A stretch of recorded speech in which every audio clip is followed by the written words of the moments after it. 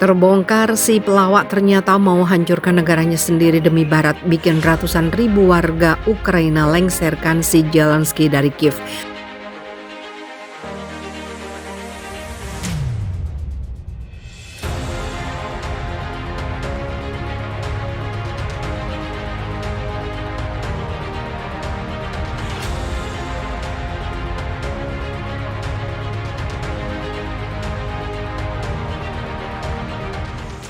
Ratusan ribu warga Ukraina turun ke jalan dan mengepung kantor presiden di Kiev setelah mereka merasa dijadikan korban oleh mantan aktor pelawak itu dan menjadikan negaranya yang dulu damai dan tentram menjadi hancur. Bahkan butuh waktu puluhan tahun untuk menghidupkannya lagi apabila perang berakhir.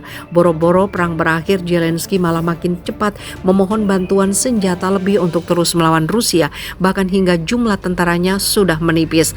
Hal itu membuat geram banyak warga Kiev sehingga presiden satu ini terancam digulingkan. Sementara itu diberitakan sebelumnya mantan pemimpin oposisi parlemen Ukraina Viktor Medvedchuk memperingatkan kebijakan pemerintah Presiden Volodymyr Zelensky yang berdasarkan kebencian dan sikap keras kepala terhadap Rusia pasti mendorong Ukraina ke dalam kemiskinan.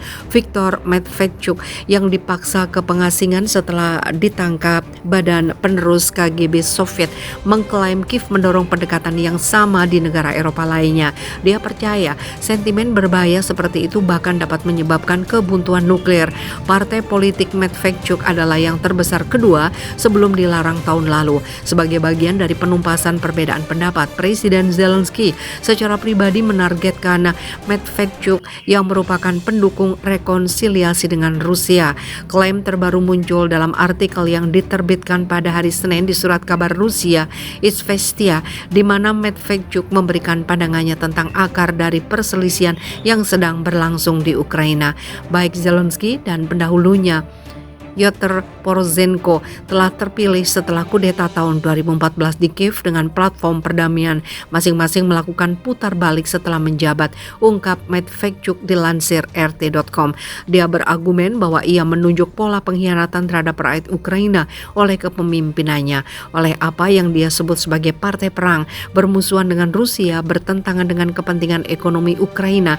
Tegas Medvedchuk, Rusia tidak hanya merupakan pasar utama dan sumber bahan mentah yang dapat menguntungkan Ukraina.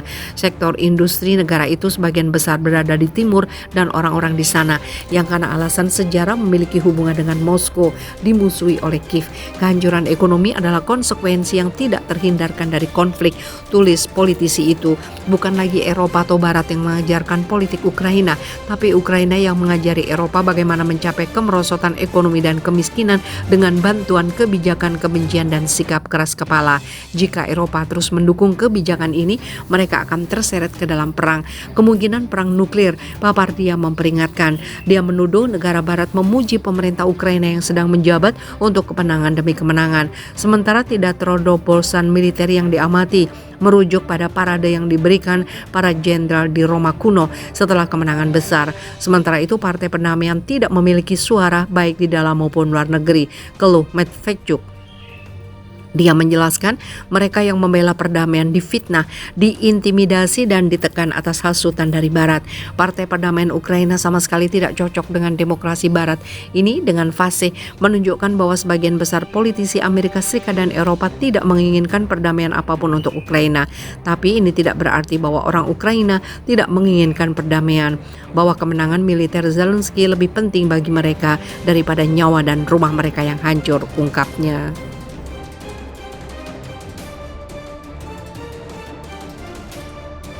Tentara Ukraina kurang amunisi hingga kelaparan, Zelensky segera dikudeta militer.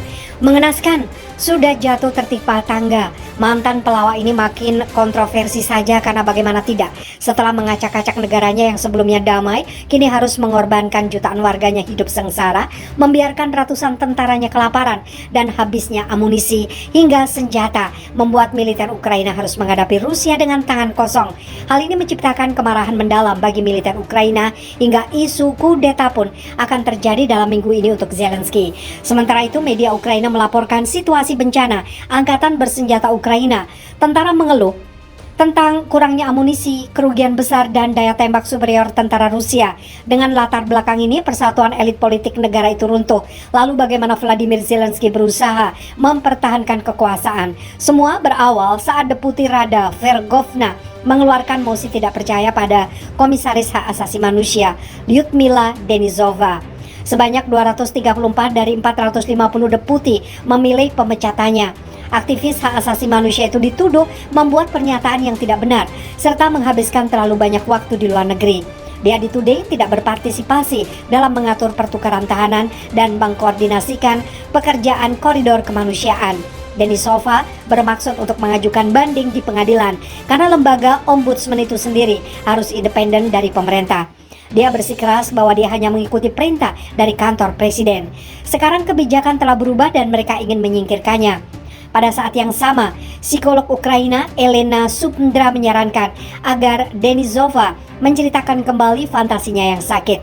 Akibatnya, imajinasi ombudsman menjadi cukup liar sehingga Verkhovna Rada harus mengakui penyebaran palsu di tingkat negara bagian. Permintaan lantas meminta maaf tentu saja tidak akan mengikuti, tapi setidaknya tuduhan mengerikan akan berkurang. Siapa yang akan menjadi distributor palsu berikutnya yang dipecat? Arestovich atau Zelensky sendiri? Menurut Zelensky, kerugian harian dari 60 hingga 100 tewas, sekitar 500 terluka. Ada semakin banyak publikasi di media Ukraina dan Barat tentang keluhan tentara, seperti tidak ada cukup amunisi dan senjata modern, tidak ada dukungan tembakan. Untuk waktu yang lama, Kiev berhasil menyembunyikan situasi nyata di depan dengan cukup efektif. Politisi Ukraina mengklaim bahwa pasukan mereka hampir dapat mencapai Moskow, tapi sekarang mereka menyembunyikan alarm. Segera peringkat Zelensky akan mulai runtuh. Jadi inilah saatnya untuk memberikan tekanan pada mereka yang mungkin menimbulkan bahaya baginya, kata Vladimir Zarifkin, Wakil Kepala Institut Negara-Negara CIS. Poroshenko adalah satu-satunya pemimpin oposisi dengan pengalaman dan koneksi yang cukup untuk bersaing dengan Presiden petahana. Selain itu, Zelensky dengan benar khawatir bahwa kurator Barat mungkin menganggapnya tidak cukup kompeten untuk melanjutkan permusuhan terhadap Rusia. Catat lawan bicara Ria Novosti.